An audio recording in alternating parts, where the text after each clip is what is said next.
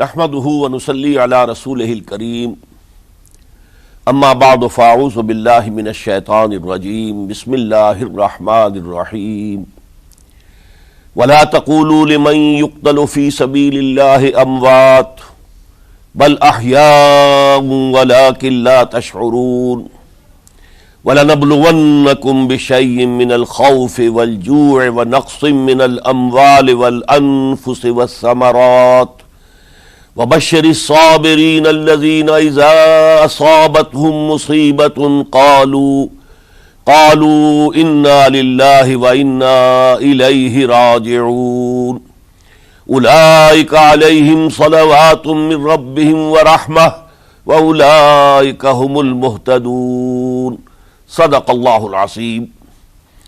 رب اشرح لی صدری ویسر لی امری واحلل عقدۃ من لسانی یفقہوا قولی۔ اللہم ربنا الہمنا رشدنا واعذنا من شرور انفسنا، اللہم ارنا الحق حقا وارزقنا اتباعہ وارنا الباطل باطلا وارزقنا اجتنابہ، آمین یا رب العالمین۔ معزز حاضرین اور محترم ناظرین و سامعین، السلام علیکم ورحمۃ اللہ وبرکاتہ۔ آج ہماری سہ روزہ تقاریر کی آخری کڑی ہے۔ آپ کو یاد ہوگا کہ سب سے پہلے خطاب میں ہم نے قرآن کا فلسفہ شہادت سمجھا، قرآن مجید میں یہ اصطلاح کس معنی میں آئی ہے، اور اس کے ساتھ ہی امت مسلمہ کا فرض منصبی، وَكَذَلِكَ جَعَلْنَاكُمْ أُمَّةً وَسَطًا لِتَكُونُوا شُهَدَاءَ عَلَى النَّاسِ وَيَكُونَ الرَّسُولُ عَلَيْكُمْ شَهِيدًا۔ تو اللہ کے دین کو بالفعل قائم کرنے کے لیے، تاکہ نوع انسانی پر ایک ابدی حجت قائم ہو جائے کہ اللہ کا دین قابل عمل ہے، اسے قائم کیا جا سکتا ہے، اور یہ بہترین سماجی نظام ہے، پولیٹیکو سوشو اکنامک سسٹم اس سے بہتر آج تک چشم فلک نے نہیں دیکھا۔ یہ حجت قائم کرنے کے لیے جن حضرات نے اپنی جانوں کا نذرانہ پیش کر دیا، گویا کہ وہ اللہ کے گواہ قرار پائے، ان کے لیے لفظ شہید استعمال کیا گیا۔ دوسرے لیکچر میں آپ کو یاد ہوگا کہ ہم نے یہ بات سمجھنے کی کوشش کی کہ جب اللہ کا دین جزیرہ نماء عرب میں قائم ہو گیا، اور گویا کہ ہم کہہ سکتے ہیں کہ انقلاب محمدی علی صاحب الصلاۃ والسلام کی تکمیل ہو گئی، تو جیسے کہ ہر انقلاب کے ساتھ ہوتا ہے، اس کے بعد کچھ کاؤنٹر ریولوشنری موومنٹ شروع ہوئی۔ چنانچہ سب سے پہلے اندرون ملک عرب جھوٹے نبی کھڑے ہو گئے، نبوت کے جھوٹے دعوے دار، اور بہت سے لوگوں نے حکومت کو زکوٰۃ ادا کرنے سے انکار کر دیا، اور یہ فتنہ اتنا بڑا تھا کہ واقعہ یہ ہے کہ اگر اسے کرش نہ کر دیا جاتا تو انقلاب محمدی علی صاحب الصلاۃ والسلام اسی وقت ناکام ہو جاتا۔ یہ حضرت ابو بکر صدیق رضی اللہ تعالیٰ عنہ کے فضائل کا سب سے درخشاں باب ہے کہ انہوں نے اپنے عزم اور ہمت اور استقلال اور اللہ پر اعتماد، اللہ پر توکل اور بھروسے کے ساتھ ان دونوں فتنوں کو آئرن ہینڈ کے ساتھ کرش کر دیا، اور سال سوا سال ہی میں ان دونوں کاؤنٹر ریولوشنری موومنٹس کو ختم کر کے اس کے بعد انہوں نے جلد ہی اس نظام کا گویا کہ انچارج حضرت عمر رضی اللہ تعالیٰ عنہ کو بنا دیا کہ جو خلیفہ ثانی ہیں۔ پھر ہم نے دیکھا کہ حضرت عمر کے زمانے میں رضی اللہ تعالیٰ عنہ توسیع کا جو عمل ہے، توسیع انقلاب محمدی کا عمل بڑی تیز رفتاری کے ساتھ جاری ہوا، فتوحات کا سیلاب آیا، ایران پوری سلطنت تہس نہس ہو کر رہ گئی، اس کے پرچے اڑ گئے، سلطنت روما اپنے تمام شمالی افریقی مقبوضات سے محروم، مغربی ایشیا سے اسے بے دخل کر دیا گیا، صرف وہ یورپ کے اندر محدود ہو کر رہ گئی۔ اب ظاہر بات ہے کہ اس کے خلاف بھی تو پھر رد عمل ہونا تھا، کاؤنٹر ریولوشنری موومنٹس اٹھنی تھی۔ تو سب سے پہلے حضرت عمر رضی اللہ تعالیٰ عنہ کی خلافت اور اس کے چراغ کو بجھانے کے لیے ایران کی طرف سے رد عمل ظاہر ہوا۔ ہرموزان جو ایک بڑا ان کا جرنیل تھا، اس کی سازش اور ابو لولو فیروز کے ذریعے سے حضرت عمر رضی اللہ تعالیٰ عنہ کو شہید کر دیا گیا۔ سمجھا یہ گیا تھا کہ یہ ساری عمارت شاید اسی شخصیت کی بل پر کھڑی ہے، لہذا جب میدان سے حضرت عمر ہٹ جائیں گے تو یہ خلافت کی پوری عمارت جو ہے وہ زمین بوس ہو جائے گی۔ لیکن معلوم ہوا یہ عمارت محمد کی بنائی ہوئی تھی صلی اللہ علیہ وسلم۔ کھنڈر بتا رہے ہیں عمارت عظیم تھی، بڑی عظیم عمارت تھی جو حضور نے تعمیر کی تھی، لہذا حضرت عمر کی شہادت سے کوئی فرق واقع نہیں ہوا۔ حضرت عثمان رضی اللہ تعالیٰ عنہ آ گئے میدان میں، اور میں بتا چکا ہوں آپ کو کہ ان کے دور خلافت کے جو 12 سال ہیں ان میں سے پہلے 10 سال بالکل حضرت عمر فاروق رضی اللہ تعالیٰ عنہ کی خلافت کے دور کی مثال ہے۔ اسی تیزی کے ساتھ انقلاب جو ہے آگے بڑھ رہا تھا، فتوحات کا دائرہ پھیل رہا تھا، اور اندرون ملک پورا امن، سکون، اطمینان اور چین تھا۔ لیکن ان کی دور خلافت کے آخری دنوں میں اب یہودیوں کی طرف سے رد عمل اور ایک کاؤنٹر ریولوشنری موومنٹ عبداللہ ابن سبا کے ذریعے سے، کہ جس نے اسلام کا لبادہ اوڑھا اور منافقت کے پردے کے ساتھ وہ عالم اسلام میں داخل ہوا، اور اس نے چونکہ دیکھ لیا کہ پرانی چپقلش ہے، پرانی چشمک ہے جو قریش کے 2 بڑے قبیلوں کے مابین یا 2 بڑے گھرانوں کے مابین چلی آ رہی تھی، بنو ہاشم، بنو امیہ۔ تو پہلے 2 خلفاء جو تھے وہ نہ بنو ہاشم سے تھے نہ بنو امیہ سے تھے۔ حضرت ابو بکر صدیق بنو تیم سے تھے، حضرت عمر بنی عدی میں سے تھے، لیکن حضرت عثمان اب بنو امیہ میں سے تھے۔ اس کو انہوں نے گویا کہ دکھتی رگ بنا کر پکڑا اور پروپیگنڈا شروع کیا کہ خلافت تو بنو ہاشم کا حق ہے، کیونکہ حضور ہاشمی تھے صلی اللہ علیہ وسلم۔ تو گویا کہ عثمان غاصب ہیں رضی اللہ تعالی عنہ، بلکہ ان سے دونوں پہلو جو تھے حضرت عمر اور حضرت ابو بکر وہ بھی غاصب ہیں۔ اس کے ساتھ ہی فتنے کی مختلف شکلیں انہوں نے شروع کی۔ یہ الفتنۃ الکبریٰ کہلاتا ہے ہماری تاریخ میں، عظیم ترین فتنہ، جس کے نتیجے میں حضرت عثمان رضی اللہ تعالیٰ عنہ شہید ہو گئے۔ اور ان کی شہادت کے بعد اگرچہ خلافت حضرت علی رضی اللہ تعالیٰ عنہ کے ہاتھ میں آئی، لیکن یہ کہ باہمی خانہ جنگی کا وہ سلسلہ شروع ہوا جو حضرت علی کے دور خلافت جو 5 سالوں پر مشتمل ہے، اس کے دوران مسلسل خانہ جنگی رہی۔ ایک طرف شیعان علی تھے، دوسری طرف شیعان عثمان آ گئے، جو حضرت عثمان رضی اللہ تعالیٰ عنہ کے قتل کے قصاص کے مطالبے کو لے کر سامنے آئے۔ جنگ جمل ہوئی، ایک رات میں 10,000 مسلمان شہید ہوئے۔ جنگ صفین میں 74,000 مسلمان شہید ہوئے۔ جنگ نہروان میں پھر 4,000 مسلمان شہید ہوئے۔ یہ شہادتیں جو چل رہی تھی یہ کس لیے چل رہی تھی کہ جو بھی عمارت خلافت کی قائم ہوئی تھی اب اسے قائم رکھا جائے، اغیار کی طرف سے جو سازشیں ہو رہی ہیں، جو حملے ہو رہے ہیں، اسے ختم کرنے کے لیے ان کا مقابلہ کیا جائے۔ تو یہ اور اس کا یہ دور ختم ہوتا ہے حضرت علی کی شہادت پر رضی اللہ تعالی عنہ۔ اور یہ بات نوٹ کر لیجئے کہ حضرت علی کو شہید کرنے والے وہ خارجی تھے۔ عبد الرحمن ابن ملجم خارجی طبقے سے تعلق رکھتا تھا، جو پہلے حضرت علی کے لشکر میں شامل تھے، لیکن جب حضرت علی نے رضی اللہ تعالی عنہ تحکیم اور ثالثی کی تجویز قبول کر لی تو وہ ناراض ہو گئے کہ اللہ تعالیٰ ہی ہے حاکم اور حکم، ان الحکم الا للہ، یہ انسانوں کو حکم کیوں بنا لیا گیا؟ اور اس میں اتنی شدت اختیار کی کہ وہ علیحدہ ہو گئے، اس لیے انہیں خوارج کہا گیا۔ انہوں نے رائے یہ قائم کر دی جو مسلمان کبھی کوئی گناہ کبیرہ کا ارتکاب کرے گا وہ کافر قرار پائے گا، جب کافر ہوگا تو گویا کہ مرتد ہے تو واجب القتل، اس کا مال، اس کی عزت سب مباح ہے۔ یہ ہمارا سب سے پہلا گمراہ ترین فرقہ تھا۔ انہی میں سے 3 افراد نے بیٹھ کر اسکیم بنائی کہ یہ 3 افراد ایسے ہیں کہ جن کو اگر میدان سے ہٹا دیا جائے تو شاید مسلمانوں کی باہمی خانہ جنگی ختم ہو جائے اور مسلمان پھر کسی ایک خلیفہ پر راضی ہو جائیں۔ اور یہ تینوں کافر ہیں، معاذ اللہ ثم معاذ اللہ۔ حضرت علی کافر ہیں، ان کو قتل کرنے کی ذمہ داری عبد الرحمن ابن ملجم نے لی۔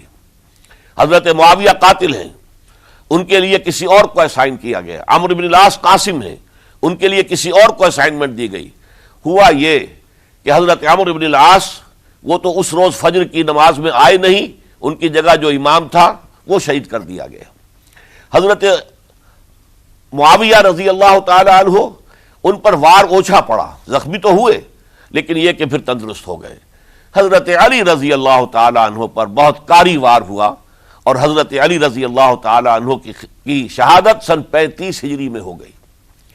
یہ جو خلافت راشدہ کا اختتام یا تو سن 35 ہجری میں حضرت علی کی شہادت سے سمجھا جائے گا، یا میری ذاتی رائے ہے کہ نہیں، اس میں حضرت حسن کا دور خلافت بھی شامل ہونا چاہیے۔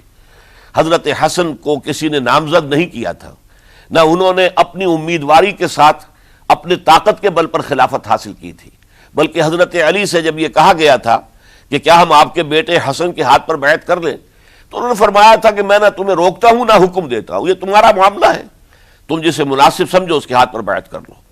حضرت حسن رضی اللہ تعالیٰ عنہ نے جن کے ہاتھ پر جو بیعت ہوئی، تو اب معاملہ یہ ہو گیا کہ امیر معاویہ رضی اللہ تعالیٰ عنہ وہ ایک لشکر لے کر شام سے چلے۔ حضرت حسن 50,000 آدمیوں کے ساتھ ادھر سے نکلے، لیکن یہ ہے کہ انہیں محسوس ہو گیا تھا کہ میرے ساتھیوں میں ایسا فسادی عنصر بھی موجود ہے جو عبداللہ ابن سبا کے ساتھیوں میں سے، کہ وہ کسی اچھے کام کو پسند نہیں کرتا، لہذا انہوں نے پھر صلح کی پیشکش کی۔ حضرت معاویہ کو پیغام بھیجا کہ میں مصالحت چاہتا ہوں، بتائیے شرائط کیا ہیں۔ حضرت معاویہ نے بلینک پیپر بھیج دیا، سادہ کاغذ، کہ آپ جو شرائط چاہیں اس پر لکھ دیں، وہ مجھے قبول ہوں گے۔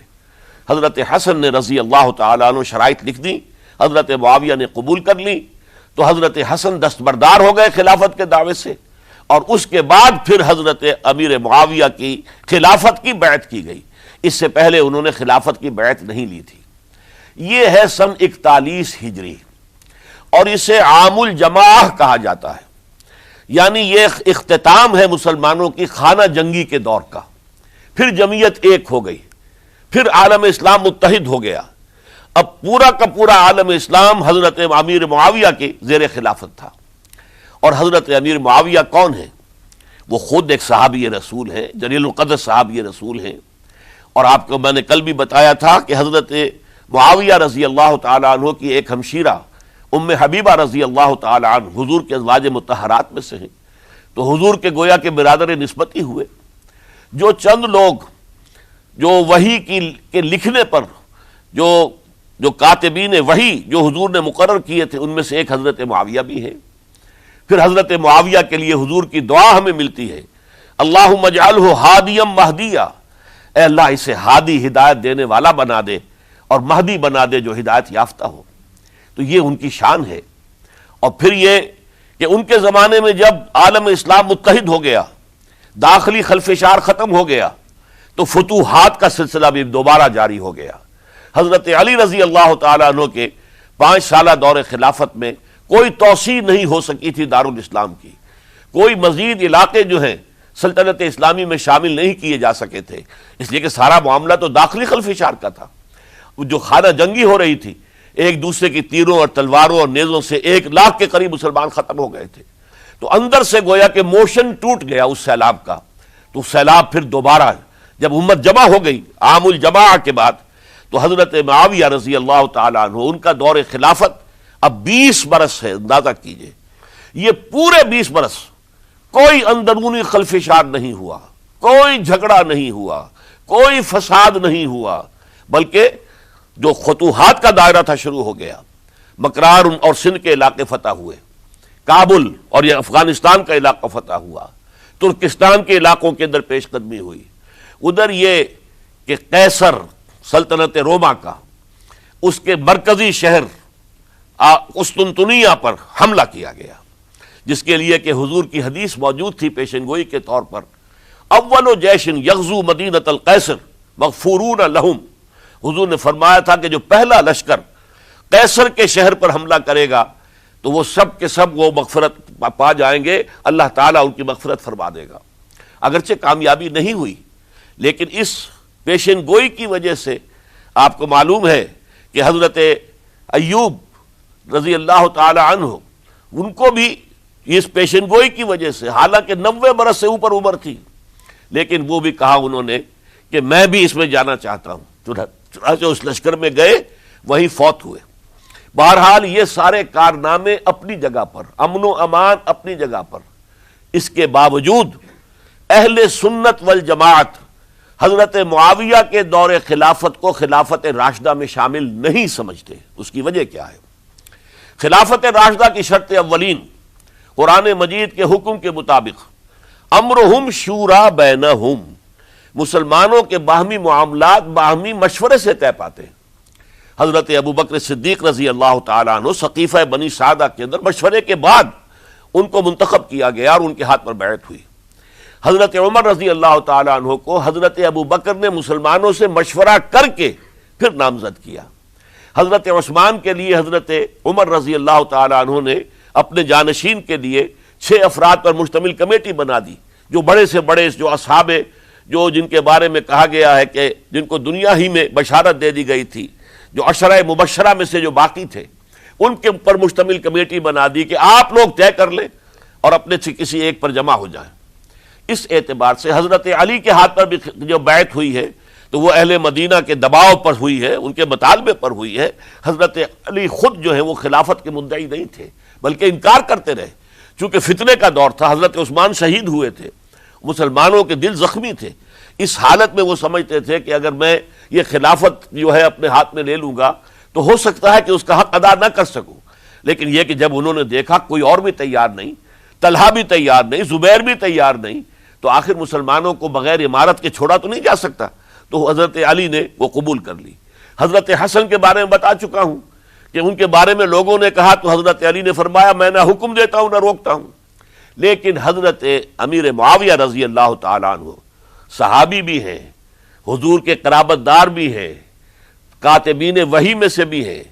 پھر ان کا دور حکومت امن، سکون، اطمینان ہر طرح سے جو ہے 20 برس تک کوئی داخلی خلفشات نہیں ہوا، کوئی فساد نہیں ہوا، کوئی باہمی جنگ و جدل نہیں ہوا، بلکہ فتوحات کا دائرہ آگے بڑھا. اس کے باوجود چونکہ انہوں نے طاقت سے خلافت حاصل کی، لہذا ان کے دور خلافت کو ہم خلافت راشدہ میں تسلیم نہیں کرتے، حالانکہ وہ خود راشد ہیں. اس لیے کہ تمام صحابہ کرام کے بارے میں سورہ حجرات میں فرمایا وَلَٰكِنَّ اللَّهَ حَبَّبَ إِلَيْكُمُ الْإِيمَانَ وَزَيَّنَهُ فِي قُلُوبِكُمْ وَكَرَّهَ إِلَيْكُمُ الْكُفْرَ وَالْفُسُوقَ وَالْعِصْيَانَ أُولَٰئِكَ هُمُ الرَّاشِدُونَ. تمام صحابہ کرام کی شان یہ ہے کہ اللہ تعالیٰ نے ان کے دلوں میں ایمان کو کھبو دیا ہے، ایمان ان کے دلوں میں رچ گیا ہے، بس گیا ہے، جم گیا ہے، اور کفر سے، فسق سے انہیں تبھی نفرت ہو گئی ہے. اور یہ سب کے سب راشدون ہیں. تو تمام صحابہ راشدون ہیں. اس اعتبار سے خود حضرت امیر معاویہ بھی راشدون میں شامل ہے، لیکن خلفائے راشدین میں شامل نہیں ہے. خلفائے راشدین عام طور پر تو ہم کہتے ہیں حضرت ابو بکر، حضرت عمر، حضرت عثمان، حضرت علی. میں نے اپنی ذاتی رائے، حقیر سی رائے عرض کی ہے، اس میں حضرت حسن کا دور بھی شامل ہونا چاہیے 6 مہینے کا. تب وہ 30 برس پورے ہوتے ہیں جو حدیث میں آیا ہے کہ خلافت جو ہے وہ 30 برس رہے گی، اس کے بعد ملوکیت شروع ہو جائے گی. تو ملوکیت کا پہلا قدم یہ تھا کہ حضرت معاویہ نے طاقت سے بزور خلافت حاصل کی. اس لیے ان کو خلیفہ راشد ہم نہیں کہتے. البتہ یہ ضرور ہے کہ ان کا دور بہت پرسکون دور تھا. البتہ جب 10 برس گزر گئے حضرت معاویہ کے دور حکومت کو، اب میں یہاں لفظ خلافت کی بجائے دور حکومت استعمال کر رہا ہوں جو کہ خلافت راشدہ سے ذرا اس کا فرق واضح ہو جائے.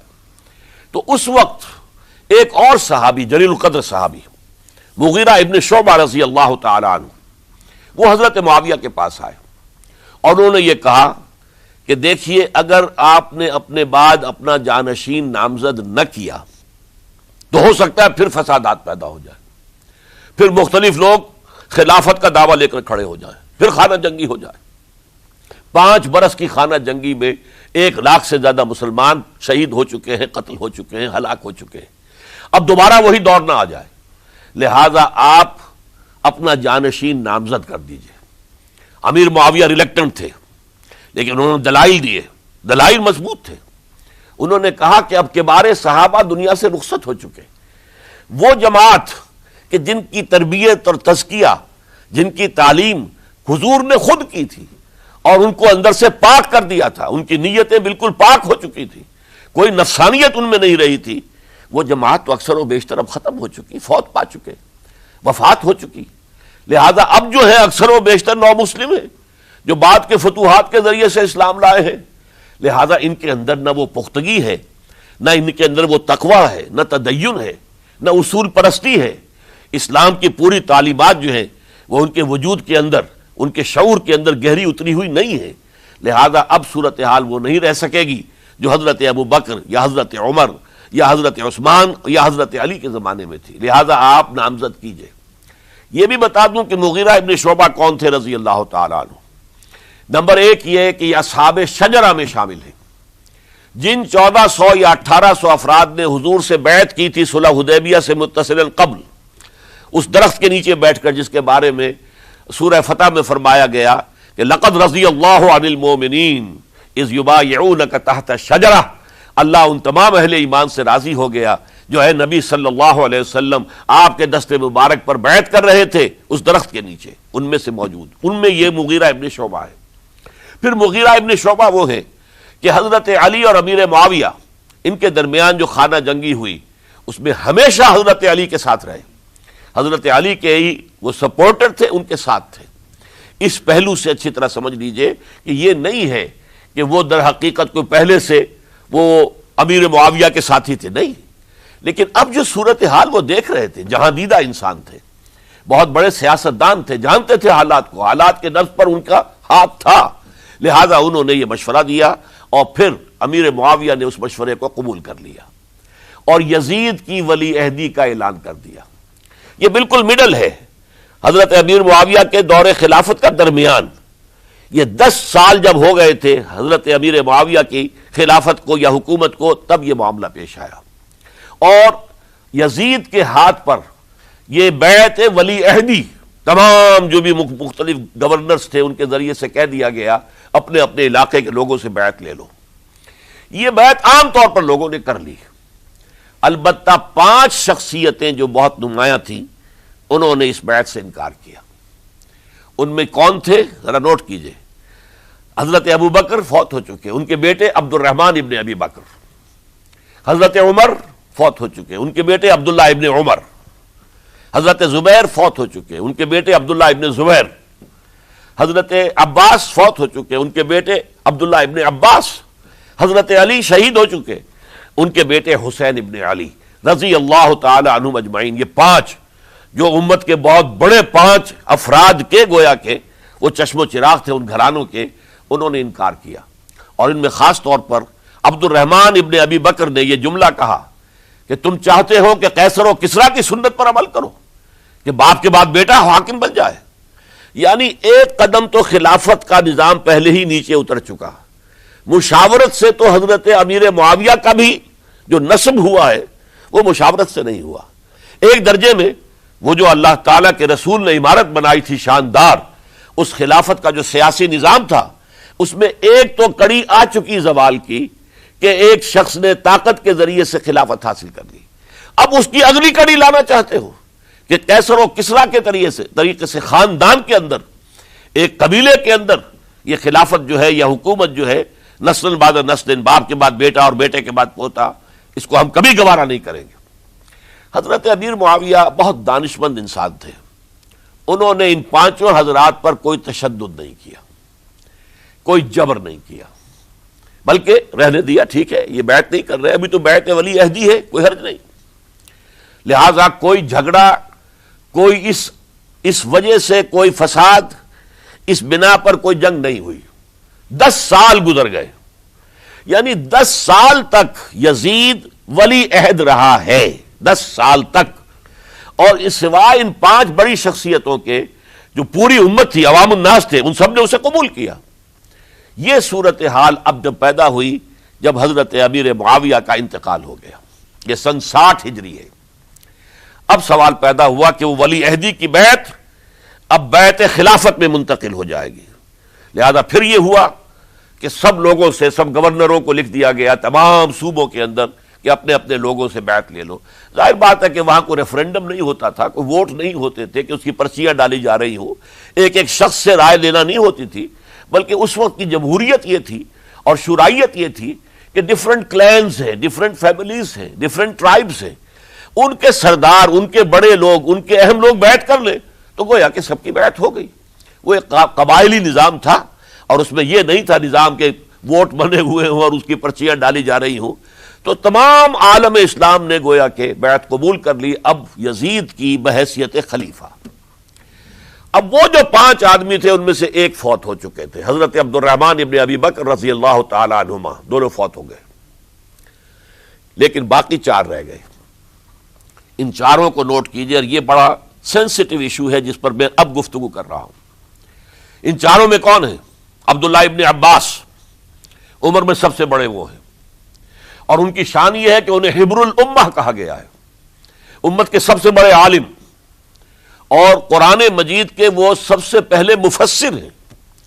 اصل جو جتنی بھی تفسیری روایات ہمیں ملتی ہیں حضرت عبداللہ ابن عباس کے شاگردوں سے، تابعین سے، لہذا ان کا بہت اونچا مقام ہے۔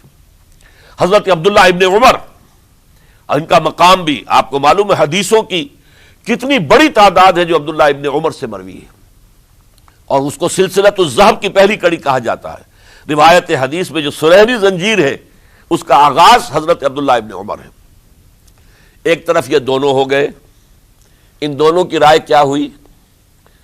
اگرچہ کام غلط ہوا ہے، یہ اس طریقے سے قیصر و کسریٰ کی روایت پر عمل کرنا غلط ہے، لیکن یہ اتنی بڑی غلطی نہیں ہے کہ اس کی وجہ سے باہمی جنگ و جدال ہو، خوریزی ہو، ایک دوسرے کی گردنیں کاٹی جائیں اور فتنہ و فساد پیدا کر دیا جائے۔ لہذا انہوں نے یزید کی بیعت کر لی۔ 2 حضرات رہ گئے، یہ نسبتاً نوجوان ہیں، ان دونوں کی پیدائش ہجرت کے بعد ہوئی ہے۔ ہجرت کے بعد پہلا بچہ جو مہاجرین میں پیدا ہوا ہے وہ عبداللہ ابن زبیر ہے، بلکہ کچھ عرصے تک مہاجرین میں جب کوئی پیدائش نہیں ہوئی تو وہ مکے مدینے کے منافقین نے کہنا شروع کر دیا تھا کہ یہ یہاں کے کمزور ہو گئے، نامرد ہو گئے، ان کی اولاد اب چلے گی نہیں۔ تو عبداللہ ابن زبیر جب پیدا ہوئے، اور آپ کو معلوم ہونا چاہیے وہ حضرت ابو بکر صدیق کے نواسے ہیں، حضرت عائشہ صدیقہ کی ہمشیرہ حضرت اسماء کے بیٹے ہیں عبداللہ ابن زبیر، اور زبیر بہت شجاع، بہت ہی بہادر انسان تھے۔ تو عبداللہ ابن زبیر کے اندر بھی وہی کیفیات تھی۔ انہوں نے کہا نہیں، اس غلطی کو ہم برداشت نہیں کریں گے، خونریزی ہوتی ہے تو ہو، لیکن ہم اسلامی نظام کو نیچے اترتا ہوا نہیں دیکھ سکتے۔ جیسے کبھی حضرت ابو بکر نے فرمایا تھا ایبدل الدین وانا حی، کیا دین میں ترمیم اور تنسیخ کر دی جائے گی؟ دین کو بدل دیا جائے گا، دین میں تحریف کر دی جائے گی جبکہ میں ابھی زندہ ہوں؟ میں جیتے جی یہ نہیں ہونے دوں گا۔ حضرت عبداللہ ابن زبیر کی یہ رائے ہوئی، وی ہیو ٹو چیلنج، ہم مقابلہ کریں گے، ہم اسے پیسیولی قبول نہیں کریں گے۔ انہوں نے بیعت سے انکار کیا اور مدینہ چھوڑ کر مکے جا کر حرم کے اندر پناہ گزین ہو گئے۔ یہی معاملہ حضرت حسین ابن علی رضی اللہ تعالی عنہما کا تھا، وہ بھی نہایت شجاع، نہایت جری، نہایت بہادر۔ انہوں نے بھی کہا کہ یہ غلط قیصر و کسریٰ کی روایت جو شروع ہو رہی ہے اسے ہم نے ریزسٹ کرنا ہے اور اسے ہم آگے نہیں چلنے دیں گے۔ ان پر بھی جب دباؤ ڈالا گیا کہ بیعت کرو تو وہ کچھ وقت مانگ کر، کہ دیکھیے میں ایسا شخص نہیں ہوں کہ تنہائی میں علیحدہ کمرے میں بیٹھ کر بیعت کروں، جب عمومی بیعت لوگے تم سب سے تو میں بھی آ جاؤں گا، اس وقت لوگ فیصلہ کریں گے۔ تو بس اس وجہ سے پھر وہ گورنر جو تھا اس وقت مدینے کا، اس سے اجازت لے کر آ گئے اور راتوں رات وہاں سے نکل کر وہ بھی مکے پہنچ گئے۔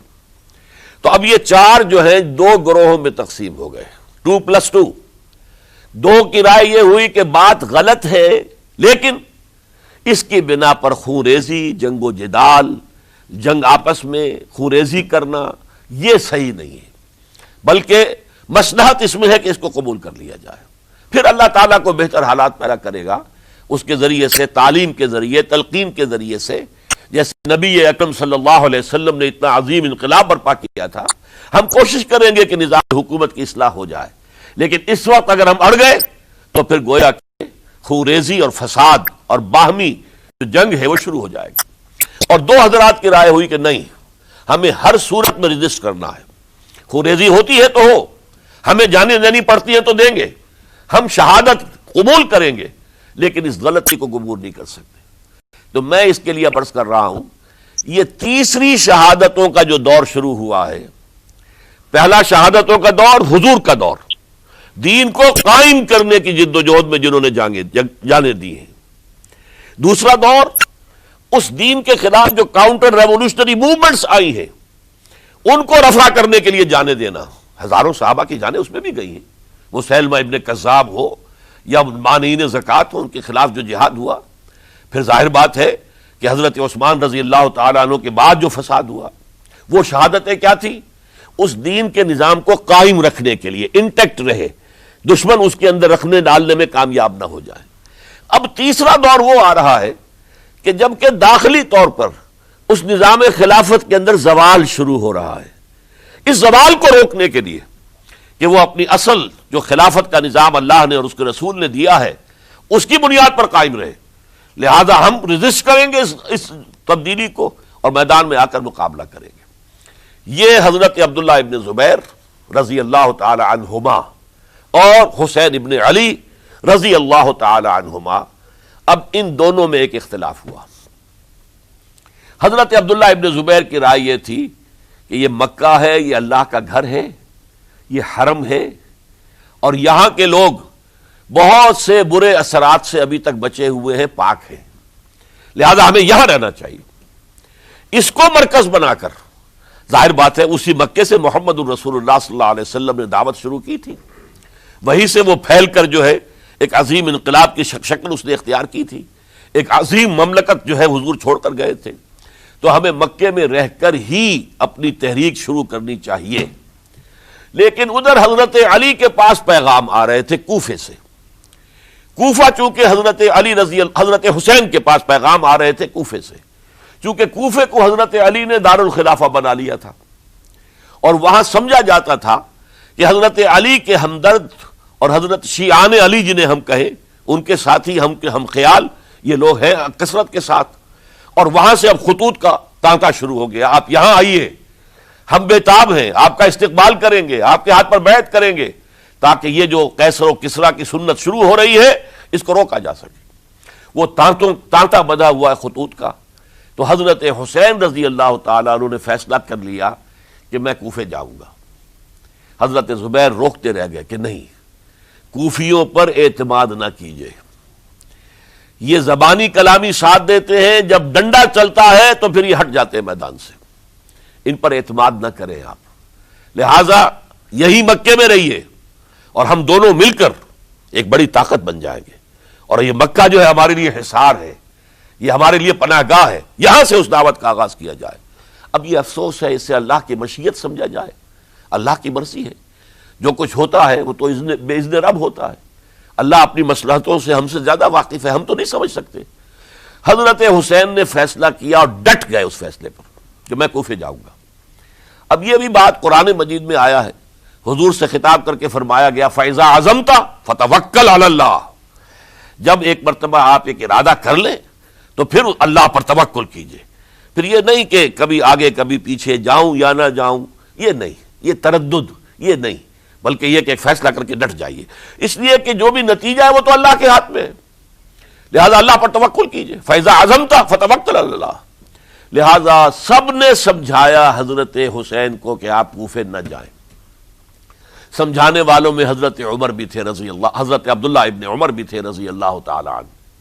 اگرچہ کوئی قرابت داری جو ہے قریبی نہیں تھی، لیکن بہرحال امت کی ایک شخصیت، عظیم شخصیت تھے. سمجھانے میں سب سے زیادہ زور صرف کیا ہے حضرت عبداللہ ابن عباس نے رضی اللہ تعالی عنہما. اور حضرت عبداللہ ابن عباس کون ہیں؟ ایک رشتے سے حضرت حسین کے چچا ہیں، ایک رشتے سے حضرت حسین کے نانا ہیں. کیوں؟ حضرت علی اور حضرت عبداللہ ابن عباس چچا زاد بھائی ہیں. عباس کے بیٹے، ابو طالب کے بیٹے، عباس اور ابو طالب بھائی ہیں. تو یہ فرسٹ کزن تھے حضرت علی اور عبداللہ ابن عباس رضی اللہ تعالی عنہ. لہذا انہوں نے جب کہا تو گویا کہ ایک چچا، ایک بزرگ سمجھا رہا ہے. اور دوسرے رشتے سے حضور نانا تھے حضرت حسین کے، اور حضور بھی کزن تھے حضرت عبداللہ ابن عباس کے، چچا زاد بھائی ہیں. اس حوالے سے سمجھ لیجئے کہ حضور کے کزن نانا کے درجے میں آ گئے. تو یہ دو رشتے تھے حضرت عبداللہ ابن عباس کے، اور انہوں نے بڑی الہا زاری کے ساتھ، بڑی اپنے مقام سے نیچے اتر کر خوشامد کی ہے. حسین خدا کے لیے باز آ جاؤ، حسین خدا کے لیے باز آ جاؤ، حسین اگر جانا ہی ہے تو اپنے بال بچوں کو لے کر نہ جاؤ.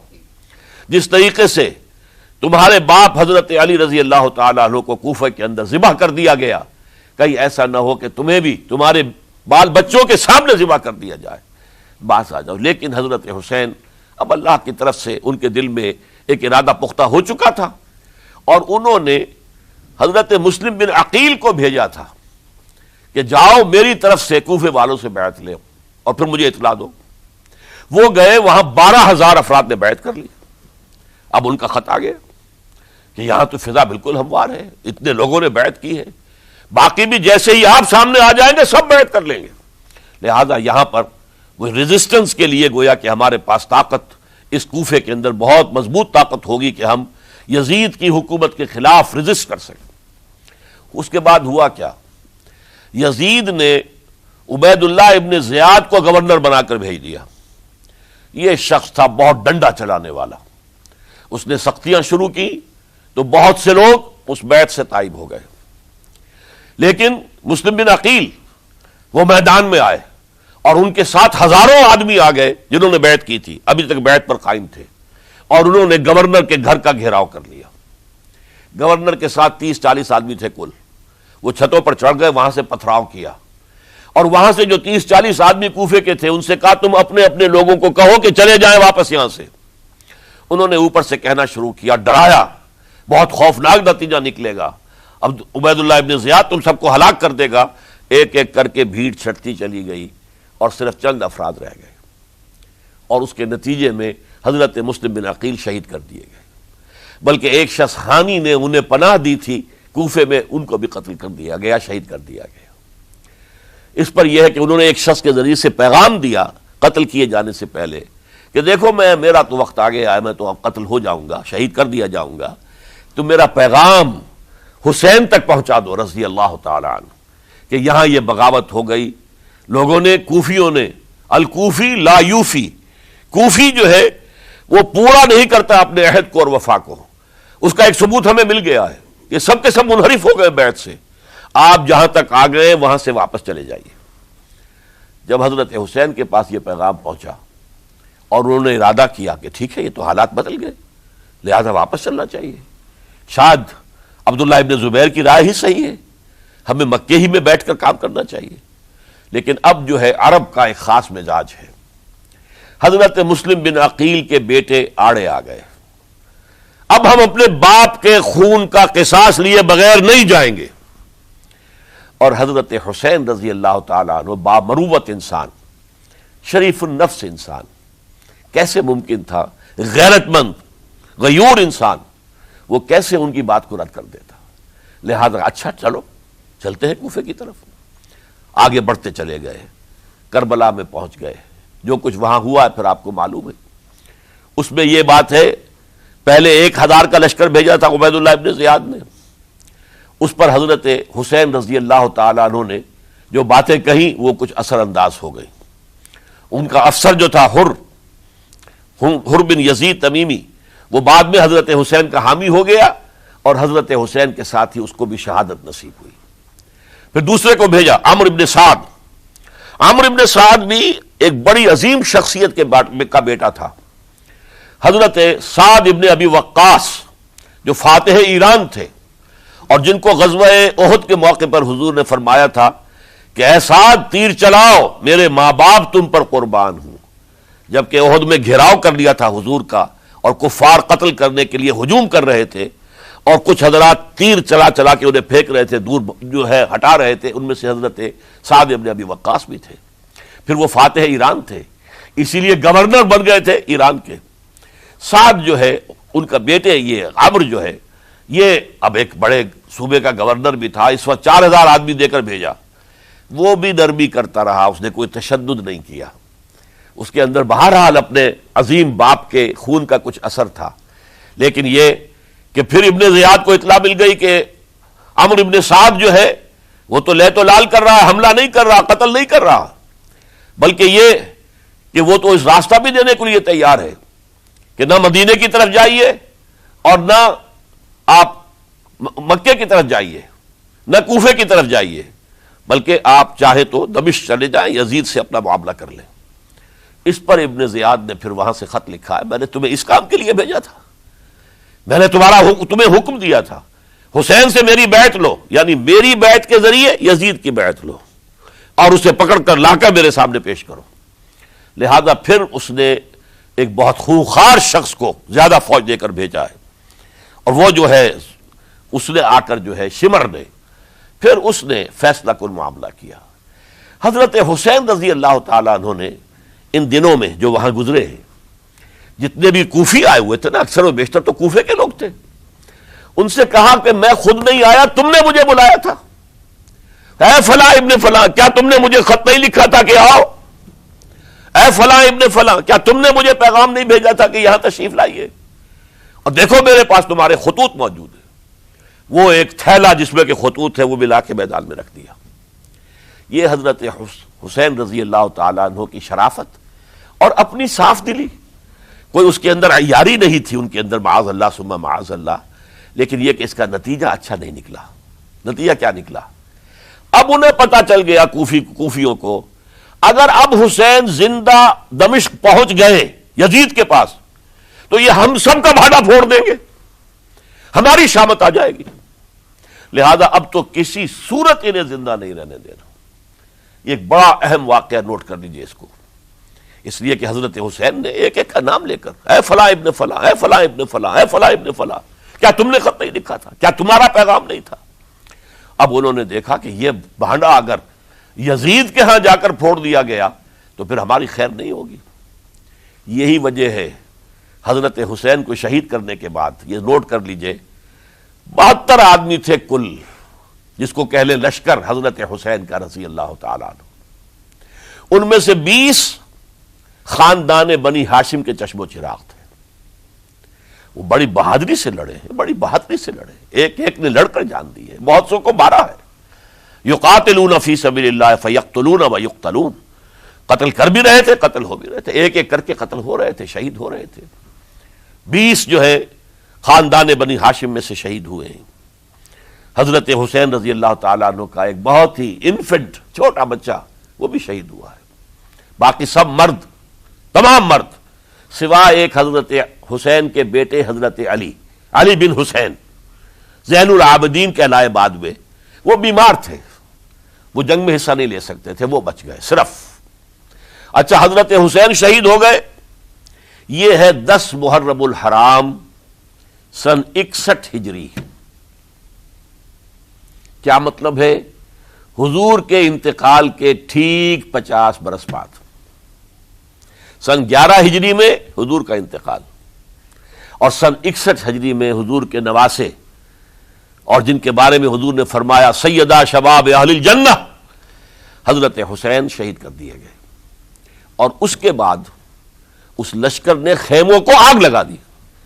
یہاں نکتہ سمجھ لیجیے، آگ کیوں لگائی؟ انہیں معلوم تھا ہمارے خلاف ڈاکومنٹری پروف موجود ہے وہاں پر، وہ ہمارے خطوط کے تھیلے وہاں موجود ہیں، اگر وہ باقی رہ گئے تو ہماری شامت آ جائے گی، ہمیں کون بچائے گا؟ ورنہ ظاہر بات ہے کہ اگر تو وہ دشمنی کے انداز میں بات ہوتی تو خواتین کی بھی بے حرمتی کی گئی ہوتی، لیکن نہیں، کسی نے، ظاہر بات ہے کہ خانوادہ نبوت کہ کسی خاتون کی بے حرمتی نہیں کی، قطعاً نہیں کی، قطعاً نہیں کی، قطعاً نہیں کی، لیکن خیمے جلانا ان کی ضرورت تھی تاکہ وہ ریکارڈ جو ہے ان کا وہ تلف ہو جائے، سارے خطوط جو ہیں وہ جل جائیں تاکہ ان کے خلاف ثبوت باقی نہ رہے۔ یہ عظیم سانحہ کربلا ہے۔ اب چونکہ یہ ہماری تاریخ کے ان واقعات میں سے ہے جس پر بہت کچھ اختلافات ہیں، مختلف گروہوں کی تعبیرات بہت مختلف ہیں۔ ایک طرف اہل تشیع کا اپنا بیان ہے، دوسری طرف اہل سنت کا ایک اجماعی بیان ہے، تیسری طرف کچھ ایسے لوگ پیدا ہو گئے ہیں جو حضرت حسین رضی اللہ تعالیٰ عنہ پر الزام لگا رہے ہیں اہل سنت میں سے کہ وہ تو حکومت کے طالب تھے، اقتدار کے خواہش مند تھے، واجب القتل تھے۔ معاذ اللہ ثم معاذ اللہ ثم معاذ اللہ۔ حضرت حسین اگرچہ صغار صحابہ میں سے تھے، یعنی حضور کی حیات طیبہ میں ابھی چھوٹے بچے تھے، لیکن ان کا شمار صحابہ میں ہے، اور پھر یہ وہ شخص ہے جو حضور کی گود میں کھیلا ہے، یہ وہ ہے جو حضور کے شانوں کے اوپر جس نے سواری کی ہے۔ علامہ اقبال نے جیسے حضرت اسماعیل کے لیے کہا ہے کہ وہ فیضان نظر تھا یا کہ مکتب کی کرامت تھی، سکھائے کس نے اسماعیل کو آداب فرزندی۔ ظاہر بات ہے حضرت اسماعیل کسی اسکول اور مدرسے دارالعلوم میں پڑھے نہیں تھے کہ وہاں پتہ چلتا کہ والد کا حق کیا ہے۔ یہ فیضان نصر تھا، ابراہیم کی نگاہ کا یہ فیضان تھا کہ بیٹے کے اندر وہ جذبہ پیدا ہوا کہ یا ابت افعل ما تؤمر، ابا جان جو خواب آپ دیکھ رہے ہیں اور جو حکم آپ کو اس خواب کے ذریعے مل رہا آپ کر گزریے، ستجدنی انشاءاللہ من الصابرین۔ تو اسماعیل کا معاملہ اگر یہ تھا فیضان نظر سے، تو حضرت اسماعیل تو حضرت ابراہیم کے پاس زیادہ رہے بھی نہیں، وہ تو مکے میں رہے۔ حضرت عثمان جو حضرت ابراہیم تو شام میں رہتے تھے، کبھی کبھی آ جاتے تھے، بس اس سے زیادہ معاملہ نہیں تھا۔ وہ فیضان نظر حضرت اسماعیل کو تھا، تو حضور صلی اللہ علیہ وسلم کا فیضان نظر کتنا ہوگا اس کا آپ اندازہ کیجئے۔ یہ کوئی جنگ اقتدار نہیں تھی، معاذ اللہ ثم معاذ اللہ ثم معاذ اللہ، بلکہ انہوں نے اپنا ایک فرض منصبی سمجھا ہے کہ میرے نانا کا لایا ہوا نظام اور اس کے اصول اب ٹوٹ رہے ہیں۔ جیسے حضرت ابوبکر کا قول میں نے آج بھی آپ کو سنایا، ایبدل الدین وانا حی، کیا دین میں ترمیم اور تنسیخ کی جائے گی، دین کی باتوں کو بدل دیا جائے گا جبکہ میں ابھی زندہ ہوں۔ اسی طریقے سے گویا کہ زبان حال سے حضرت حسین اور عبداللہ ابن زبیر رضی اللہ تعالی عنہم ان دونوں نے یہ فیصلہ کیا کہ ہم روکیں گے اس کو۔ آپ اختلاف کر سکتے ہیں کہ حضرت حسین کی رائے صحیح تھی یا حضرت عبداللہ ابن عباس کی رائے صحیح تھی، یہ کہہ سکتے ہیں آپ، لیکن کسی کی نیت پر حملہ نہیں کر سکتے۔ اسی طریقے سے بعض لوگ جو ہے حضرت عبداللہ ابن عباس، عبداللہ ابن عمر، ان کی نیتوں پر حملہ کرتے ہیں۔ ان کو تو یزید نے دولت سے خرید لیا تھا، معاذ اللہ ثم معاذ اللہ ثم معاذ اللہ۔ یہ دونوں جلیل القدر صحابہ ہیں، یہ تو صغار صحابہ میں سے نہیں ہیں، یہ جوان تھے پورے حضور کے زمانے میں، جنگوں میں حصہ لیا ہے۔ حضرت عبداللہ ابن عمر نے، عبداللہ ابن عباس نے رضی اللہ تعالیٰ عنہما، انہیں کوئی رقم نہیں خرید سکتی تھی، کوئی دولت نہیں خرید سکتی تھی۔ جو رائے انہوں نے قائم کی وہ دیانتاً قائم کی۔ اور ہمارے ہاں اصول یہ ہے کہ جب کوئی نئی صورتحال پیدا ہو جائے اور اجتہاد کی ضرورت پیش آ جائے اور پوری کوشش کر کے مجتہد اجتہاد کر رہا ہے، تو اگر اسے غلطی بھی ہو جائے، مجتہد مختی خطا کار، اس کو بھی اکیرا ثواب ملتا ہے، اور مجتہد مصیب وہ مجتہد کے جس کی رائے صحیح، جس کا فیصلہ صحیح، اسے دوہرا ثواب ملتا ہے۔ تو ان کے مابین ایک اختلاف رائے کا ہوا، اجتہاد کا ہوا۔ آیا یہ غلطی اتنی بڑی ہے کہ امت میں تفرقہ پیدا کیا جائے، امن و امان کو برباد کیا جائے، خوریزی کا بازار گرم کیا جائے، یا نہیں؟ دو کی رائے یہ ہوئی، ان کی مخلصانہ رائے تھی، ان کی دیانت دارانہ رائے تھی، ہم ان کی نیت پر حملہ نہیں کر سکتے، آپ اختلاف کرنا چاہیں تو کیجئے۔ اسی طرح حضرت عبداللہ ابن زبیر اور حضرت حسین ابن علی رضی اللہ تعالی عنہ، ظاہر بات ہے کہ ان کا بھی ایک اجتہادی رائے تھی کہ نہیں، یہ دین کے نظام کے اندر بہت بڑا رکھنا پڑ رہا ہے، یہ تو اب قیصر و کسریٰ کی سنت شروع ہو رہی ہے، یہ اسلام کے دین کے اوپر طریقہ نہیں، عمل نہیں ہو رہا ہے، تو ہم اسے اپنی جانوں کا نذرانہ دے کر بھی اسے روکیں گے، روکنے کی کوشش کریں گے، رکے نہ رکے ہم اپنی جانیں دے دیں گے۔ یہ بھی دیانت دارانہ رائے تھی، مخلصانہ رائے تھی، ان کی نیت پر کوئی حملہ کم سے کم اہل سنت والجماعت میں سے کسی شخص کو حق نہیں ہے۔ اس لیے کہ اہل سنت والجماعت کا کہنا یہ ہے، الصحابۃ کلہم عدول، صحابہ جتنے بھی ہیں وہ سب کے سب عدول ہیں، ان میں بدنیتی نہیں آ سکتی، خطا ہو سکتی ہے۔ اہل سنت کے نزدیک معصومیت خاصہ نبوت ہے، نبوت ختم ہو گئی محمد الرسول اللہ صلی اللہ علیہ وسلم پر، آپ کے بعد معصوم کوئی نہیں، ابو بکر بھی معصوم نہیں، عمر بھی معصوم نہیں، عثمان بھی معصوم نہیں، علی بھی معصوم نہیں رضی اللہ تعالیٰ عنہ اجمعین۔ تو معصوم کون ہوگا؟ عبداللہ ابن عباس بھی معصوم نہیں، عبداللہ ابن زبیر بھی جو ہے معصوم نہیں، حسین ابن علی بھی معصوم نہیں، اسی طریقے سے عبداللہ ابن عمر، عبداللہ ابن زبیر، کوئی معصوم نہیں۔ انہوں نے اپنی رائے قائم کی ہے، اس پر عمل کیا ہے دیانت دارانہ سنسیریٹی کے ساتھ، اور ان کے لیے اللہ تعالیٰ کے ہاں ہر طرح کا اجر و ثواب ہے، سب کے لیے۔ حضرت عبداللہ ابن زبیر کی رائے اس اعتبار سے بہتر ثابت ہوئی انہوں نے مکے میں پھر حکومت قائم کی، 9 برس تک ان کی حکومت قائم رہی۔ بنو امیہ ختم نہیں کر سکے اسے، سن 73 میں جا کر ان کی شہادت ہوئی ہے۔ اور ایک مرحلہ تو وہ بھی آیا تھا کہ شام اور مصر کی دونوں صوبے جو ہیں وہ بھی ان کے تحت آ گئے تھے۔ تو واقعہ یہ ہے کہ اگرچہ حضور نے ہمیں منع کیا ہے کہ کبھی یہ نہ کہا کرو کہ ایسا ہوتا تو ایسا ہو جاتا، نہیں، جو ہوا اللہ کی مرضی سے ہوا، اللہ کے اذن سے ہوا۔ حدیث کے الفاظ ہیں ان کلمۃ اللہ تفتح عمل الشیطان، یہ جو لو کاش یہ ہو جاتا، کاش یوں ہو جاتا تو بڑے اچھے نتیجے نکلتے، یہاں سے شیطان کا عمل شروع ہو جاتا ہے۔ ورنہ واقعہ یہ ہے کہ دل سے یہ بات نکلتی ہے، اگر حضرت حسین اور عبداللہ ابن زبیر یکجا ہو جاتے اور مکے کو اپنا مرکز بنا کر جو عظیم مقصد انہوں نے اپنے سامنے رکھا تھا کہ یہ جو روایت غلط آ رہی ہے اسلام کے دینی سیاسی نظام کے اندر، اس کو ہم روکیں گے، تو اللہ تعالیٰ انہیں کامیابی عطا فرما دیتا۔ لیکن یہ پھر ہم کہیں گے ما شاء اللہ کان وما لم یشاء لم یکن، جو اللہ نے چاہا وہ ہوا اور جو اللہ نے نہیں چاہا وہ نہیں ہوا۔ حضرت حسین کو وہ عظیم شہادت اللہ نے دینی تھی، وہ اونچا مقام عطا کرنا تھا، اور پھر ان کی عظیمت، ان کا صبر، ان کا ثبات، ان کا استقلال، معلوم ہوا کہ اللہ تعالیٰ نے انسانوں کے اندر کتنی کچھ طاقت رکھی ہوئی ہے اور کتنی کچھ صلاحیتیں اللہ نے ودیعت کی ہیں۔ وہ جس طرح ڈٹے رہے، کھڑے رہے، واقعہ یہ ہے کہ وہ بھی نوع انسانی کے لیے ہمیشہ کے لیے ایک سبق ہے، اور وہ سبق یہ ہے کہ آپ حق، جو بھی آپ حق سمجھیں اس حق کے اوپر ڈٹ کر کھڑے ہو جائیں، اور اس میں پرواہ نہ کیجئے کہ آپ کی نفری کم ہے یا آپ کے ساتھ تعداد زیادہ، کوئی خیال نہ کیجئے، اس کے فکر نہ کیجئے کہ حالات ادھر ہیں یا ادھر ہیں، حالات سازگار آپ کے دشمن کے ساتھ ہیں یا آپ کے ساتھ ہیں، کوئی فکر نہ کیجئے۔ حق حق ہے، اس کا ساتھ دینا لازم ہے، اس کے لیے جان دے دینا یہ سب سے بڑی کامیابی ہے۔ وَلَا تَقُولُوا لِمَن يُقْتَلُ فِي سَبِيلِ اللَّهِ اموات، ہرگز نہ کہنا ان کو جو اللہ کی راہ میں قتل ہو جائیں کہ وہ مردہ ہیں، بل احیاء، وہ تو زندہ ہے، ولیکن لا تشعرون، تمہیں شعور نہیں ہے۔ وَلَنَبْلُوَنَّكُمْ، اب یہ تمام مسلمانوں سے خطاب ہو رہا ہے، ہم تمہیں لازماً آزمائیں گے، بِشَيْءٍ مِّنَ الْخَوْفِ، خوف سے، وَالْجُوعِ، اور بھوک اور فقر و فاقے سے۔ حضرت حسین اور ان کے ساتھیوں کو پیاس کے ذریعے سے آزمایا گیا ہے، حالانکہ دریا دور نہیں ہے لیکن پانی بند کر دیا گیا، کیسی کیسی شدت اور کیسے کیسے سخت حالات کا سامنا کیا، لیکن جھکے نہیں، گردن نہیں جھکی، ڈٹے رہے اپنے موقف کے اوپر۔